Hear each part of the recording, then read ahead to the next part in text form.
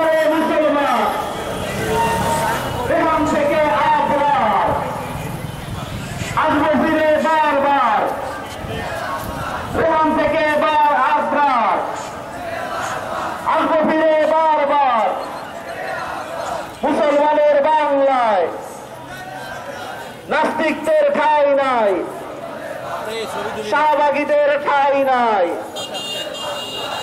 জাতিসংঘের ঠাঁই নাই, শাতিমদের ঠাঁই নাই। আবু সাইদ মুগ্ধ,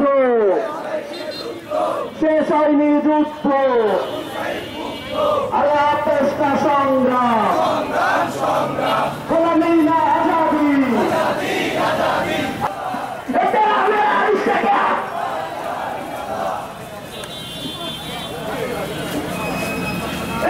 কওমের উদ্ভব ঘটিবেন, এমন একটা কওমকে সামনে নিয়ে আসবেন যে কওম রব্বুল আলামিন ছাত্র জনতার পূর্তে খাস রহমত পাঠিয়ে খুনি হাসিনা পতন শুধু করে নেই, পতন বললে ভুল হবে, পতন তো এর আগে হয়েছিল খালেদা জিয়ার, তার আগে হয়েছিল এরশাদ সাহেবের, কিন্তু পতন বলতে সরকার পতন হয়েছে, কিন্তু এটা পতন হয় নাই ভাই, পালিয়েছে। কেমন পালিয়েছে? বিশ্বের ইতিহাসে এমন কোন নজির নেই যে প্রধানমন্ত্রী সহ 350 এমপি এমনকি তাদের চেলা চামুন্ডা একসঙ্গে রাতারাতি সব নিরুদ্দেশ হয়েছে। আমরা রাস্তায় চলতে পারিনি, বিশেষ করে টুপিওয়ালা দাড়িওয়ালা নামাজি পরহেজগার ভাইরা, শুধু আলেমরা নয়, শুধু আলেম যদি বলে এটা ভুল হবে, আলেমরা তো অবশ্যই যারা ধার্মিক, যারা 5 ওয়াক্ত নামাজি, স্কুল কলেজ মাদ্রাসার ছাত্র কিংবা সাধারণ ব্যবসায়ী, সাধারণ মানুষ 5 ওয়াক্ত নামাজি, টাকনোর উপরে প্যান্ট পড়েছে, এদেরকে চিহ্নিত করা হয়েছে যে সে আসলে ধার্মিক।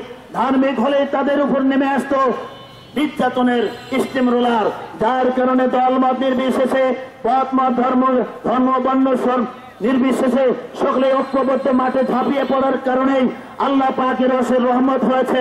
এই বাংলাদেশ ওলিয়া উলিয়ার বাংলাদেশ, শাহজালালের বাংলাদেশ, এই রংপুর হচ্ছে আমাদের কেরামত আলী জনপুরের বাংলাদেশ।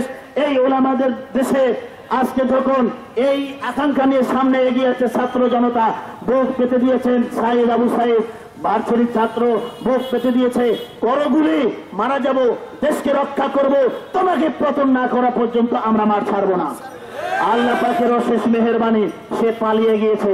এখন আমরা শুকরানা মিছিল করেছি, এর মধ্যে আমরা একটা দাবি জানাচ্ছি, সরকার যদিও এ পর্যন্ত বিচার দৃশ্যমান কিছুটা হচ্ছে, আমরা আশা করি খুব দ্রুত খুনি হাসিনার বিচার বলতে কি, আমরা বিচার চাই, তবে এমন বিচার চাই না 2-4-5 বছর সাজা, এটা আমরা চাই না।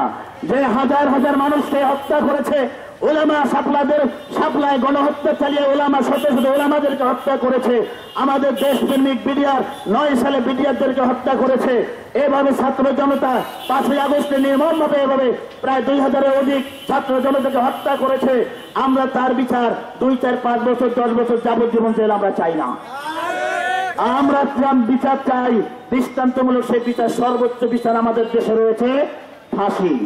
সামনে যেতে হবে। আপনি যদি ইসলামকে ধারণ না করেন, অন্য এই জুলাই গণঅভ্যুত্থানের পরে আমরা যারা মনে করতেছি বাংলাদেশ স্বাধীন হয়েছে, আসলে প্রকৃত অর্থে এখনো বাংলাদেশ স্বাধীনতার মুখ দেখতে পারে, এই কথা বলা ঠিক কিনা?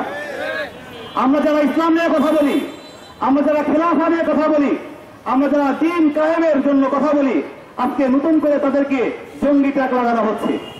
আমরা স্পষ্টভাবে এই আজকের মজলিস থেকে, আজকের সমাবেশ থেকে একটা কথা ক্লিয়ার ভাবে বলতে চাই, আমরা যেমনই ভাবে জঙ্গি বিরোধী, ঠিক তেমনি ভাবে জঙ্গির নামে কোন নাটক করা হলে সেটারও বিরোধী।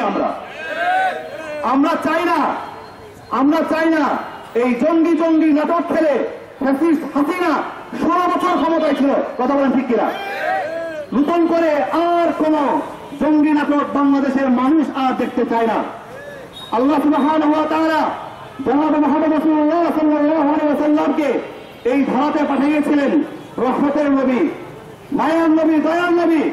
আজকে ইন্টিরিম গভর্নমেন্টের কাছে আমাদের একটাই মাত্র চাওয়া ছিল, আমরা যারা কালেমা নিয়ে কথা বলি, আমরা যারা ইসলাম নিয়ে কথা বলি, আজকে যারা গণঅভ্যুত্থানে সবচাইতে বড় ভূমিকা যারা রেখেছিল ওলামায়ে কেরাম, এই ওলামায়ে কেরাম মসজিদের মেম্বার থেকে মানুষকে উদ্বুদ্ধ করেছে ফ্যাসিবাদের বিরুদ্ধে আন্দোলন করার জন্য। কথা বলে ঠিক কিনা? কথা বলে ঠিক কিনা?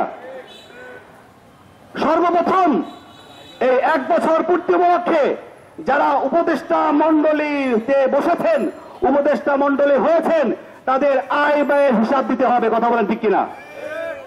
এই 1 বছরে কি আর্ন করেছেন, আপনাদের আয়ের উৎস কি, এটা জাতির সামনে উপস্থাপন করতে হবে। তাহলেই দেখবেন day by day, today tomorrow জবাবদিহিতার আওতায় পরবর্তী যে কোনো গভর্নমেন্ট আসবে জনগণের জবাবদিহিতার আওতায় পড়বে। নচেত ডে বাই ডে এক হাসিনার পতন হয়েছে, নব্য হাসিনার আবার জন্ম হবে। আমরা হাসিনা বিরোধী, ফ্যাসিস্টের বিরোধী, জালেম বিরোধী। আমরা সাথে সাথে আমরা চাই রাসূলুল্লাহ সাল্লাল্লাহু আলাইহি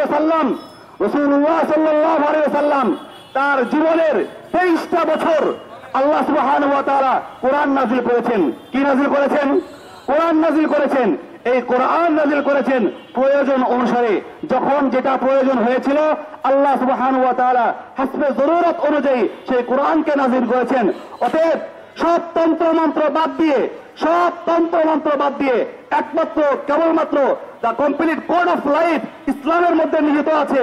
এই জন্য একমাত্র ইসলামকেই সংসদে এবং সংসদের বাইরে দেখতে চাই। কথা বলেন ঠিক কিনা? এই কালেমার পতাকা একই সাথে যেমনই ভাবে আমরা সংসদের ভবনে দেখতে চাই, ঠিক তেমনি ভাবে সংসদের বাইরে দেখতে চাই। এছাড়া কোন মানব রচিত আইন দিয়ে পৃথিবীর মানুষের সুখ আনতে পারবে না, মানুষ কোনদিন সুখে থাকতে পারবে না। কোটা আন্দোলন থেকে আস্তে আস্তে সেই আন্দোলন এক গণ অভ্যুত্থানের রূপ নেয় এবং আপনারা সকলেই জানেন যে এই গণ অভ্যুত্থান শুরু হয়েছিল, আমরা যদি দেখি, এই রংপুরের মাটিতে আমাদের বেগম রোকেয়া বিশ্ববিদ্যালয়ের শিক্ষার্থী আবু সাইদ রাহিমাহুল্লাহর আত্মত্যাগের মধ্যে দিয়েই আমাদের গত বছরের গণ অভ্যুত্থানের কিন্তু সূচনা ঘটেছিল। আমরা সকলকে আমাদের শ্রদ্ধার সাথে স্মরণ করতেছি। আমরা তাদেরকেও স্মরণ করতেছি যারা ফ্যাসিস্ট বিরোধী আন্দোলন করতে গিয়ে নিজেদের চোখ, হাত, পা বিভিন্নভাবে অঙ্গহানি হয়েছে। আমরা তাদেরকেও তাদের সুস্বাস্থ্য কামনা করতেছি। আমরা কৃতজ্ঞতা জানাচ্ছি আজকে অবধি যারা এই দেশের স্বাধীনতা সার্বভৌমত্ব রক্ষায় আপ্রাণ চেষ্টা করে যাচ্ছে তাদের প্রতি।